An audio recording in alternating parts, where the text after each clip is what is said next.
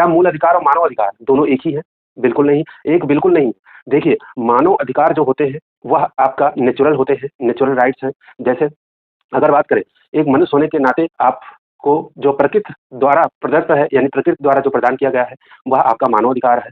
जैसे आप मान लीजिए आपको नींद लेने का, सोने का अधिकार, उठने का अधिकार, मोबाइल चलाने का अधिकार, आप बैठे-बैठे, लेटे-लेटे मोबाइल चला रहे हैं, तो वह भी आपका एक मानव अधिकार है और मानव अधिकार का कभी भी हनन नहीं किया जा सकता, यानी मानव अधिकार को कभी भी किसी भी परिस्थिति में छीना नहीं जा सकता। तो मानव अधिकार और मौलिक अधिकार दोनों बिल्कुल अलग हैं, आपको अच्छे से ध्यान रखना है। अब बात करें मूल अधिकार की, मैंने पिछली क्लास में भी बताया था, फिर से रिपीट कर रहा हूँ।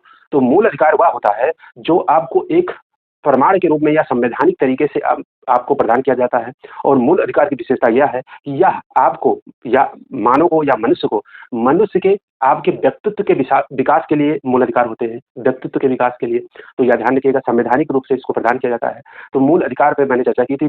फंडामेंटल जो राइट्स हैं, भारतीय संविधान में पार्ट 3 में 12 से 35 तक आर्टिकल है और उसमें मूलतः जो 7 तरीके के आपके राइट्स थे, जिसमें आपका जो 6वां राइट था, आपका राइट टू प्रॉपर्टी, उसको हटा दिया गया था और वह आपका मूल अधिकार से हट के आर्टिकल 300 ए में चला गया था, जो कि एक लीगल राइट्स के तौर पे संपत्ति का अधिकार हो चुका है।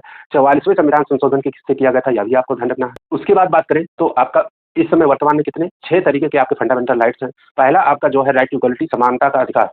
आज बेसिकली उसी पे हमारी चर्चा होगी, समानता के अधिकार पे, जो कि आर्टिकल 14 से 18 तक के हैं।